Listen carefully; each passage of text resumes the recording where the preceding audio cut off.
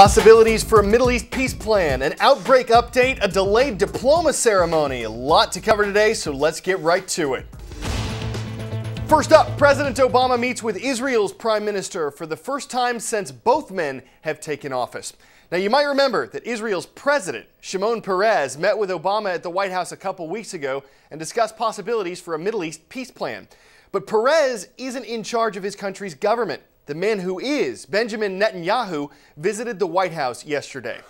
He and Obama discussed some of the issues facing both their countries, like Iran's nuclear program. The U.S. and Israel believe Iran is developing nuclear weapons, although Iran denies it. But the biggest subject that came up during yesterday's meeting was the Israeli-Palestinian conflict and the possibility of a two-state solution. At the center of this conflict, Gaza and the West Bank. Israelis and Palestinians both have claims to these regions. A first round of major fighting lasted from 1987 to 1993. A second round erupted in 2000. U.S. presidents and other world leaders have tried to move the peace process forward for decades. One idea that's picking up support, the two-state solution. It would establish a Palestinian state alongside the nation of Israel. President Obama supports it, so did former President Bush. But Prime Minister Netanyahu has not endorsed the plan.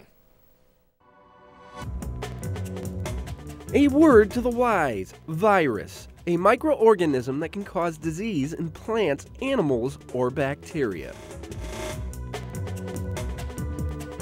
Like the H1N1 virus, you might know it by its more common name, swine flu. This virus dominated headlines following an outbreak that began last month in Mexico. You haven't heard too much about it in the past couple weeks, so it must be gone, right? No, as Elizabeth Cohen explains, that attitude has health experts worried. In Mexico City, actors urge people to return to the theater after weeks of being closed because of swine flu. In New York City, students at St. Francis Preparatory School returned to class after an H1N1 outbreak there sickened at least 1,000 people.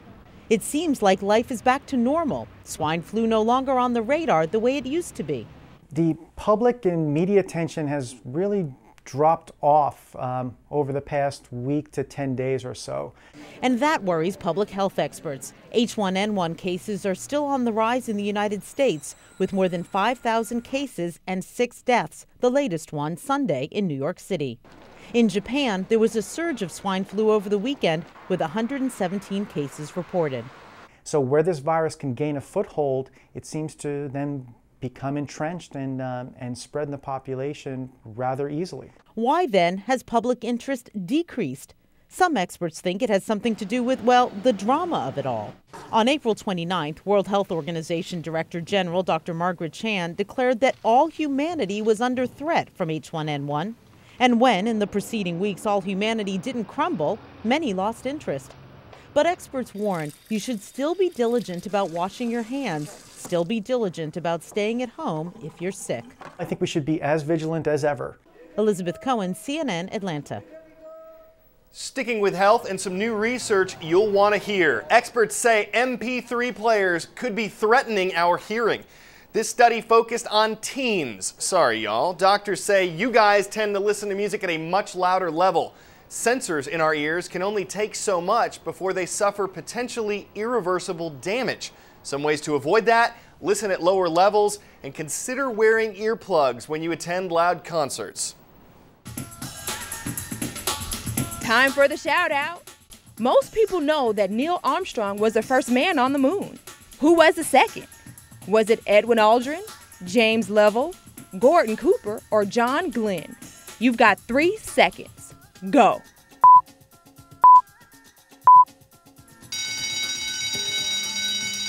Edwin Buzz Aldrin was the second man to set foot on the moon. That's your answer, and that's your shout out. Today, space exploration might not seem like that big a deal. We've sent probes across the solar system, there's a permanent space station, and astronauts just upgraded an orbiting telescope. But 40 years ago, when Aldrin and Armstrong walked on the moon, it was called a giant leap for mankind. A new exhibit celebrates the historic milestone and the president whose vision helped make it possible. Man in his quest for knowledge and progress is determined and cannot be deterred.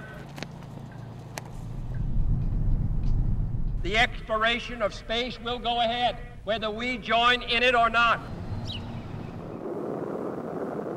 And it is one of the great adventures of all time.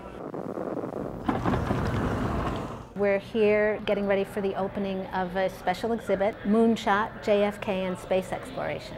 We always connected JFK with the space program. Well, we couldn't have any rockets in here, but we're hoping people will get at least a flavor. JFK was an inspiration, really. That time in history changed our whole country. It was an exciting time to see these young men go up. We just hope that they succeeded. We're hoping for people to revisit those memories in some cases, and we're hoping for younger people to hear the message, to hear what President Kennedy was saying. We choose to go to the moon in this decade and do the other things, not because they are easy, but because they are hard. President Kennedy set this challenge in 1961. It seemed impossible. And its opportunity for peaceful cooperation may never come again. By the time he finishes speaking, you just want to get on board with this project. There's a certain nobility in reaching for something that is so difficult. It speaks to something in the human spirit that we want to reach that high. As we set sail, we ask God's blessing on the most hazardous and dangerous and greatest adventure on which man has ever embarked. Okay, from exploration to education and an event taking place at schools across the country, graduation. It might feel like it takes forever to get your diploma, but some students at the University of Puget Sound really have been waiting a while. 67 years. Matt Markovich of affiliate KOMO in Washington State explains the reason for the delay. Are you sure that's meant for me? It's graduation day for 84-year-old Michiko Kiwakawa. Just call me Mitch. Feels long. Mitch should have donned her cap and gown more than a half-century ago. But on December 7th, 1941, her life changed. She was 19, a freshman at the University of Puget Sound, when the U.S. decided to round up all the Japanese on the West Coast and put them into internment camps. Even then, First Lady Eleanor Roosevelt made a special trip to UPS, voiced her disagreement. It didn't help. Michiko was pulled from school, never to return again. We figured what the president says has to be, and we have to follow orders. I think this is our Japanese trait. We're glad we got you here. It's now 67 years later, and Michiko has returned. Here now, here's the tree with your name on it. That's great. Cherry trees were planted in their honor right after the students were taken. This is the first time Michiko visited her tree, now fully grown. I've never had anything named after me. The school has decided to give Michiko and the 35 other Japanese students that were attending UPS in 1941 honorary degrees. We felt this year was a good time for us to actually complete the circle and provide them with the degrees that they should have earned in the 1940s. And while the class of 2009 filed into the stadium, Michiko, class of 1944, took the VIP route and sat with the only other living member of the now famous group of 36 that chose to attend. Michiko Junguji Kiyokawa. Michiko got her honorary degree with no bitter feelings, just gratitude the university didn't forget. I think you can never right or wrong because that has happened, but this is a big effort in the college being broad-minded to recognize and honor us. Just a couple weeks left this school year, but you can keep up with us all summer long on Facebook. We will be updating the official CNN Student News fan page while we're off the air.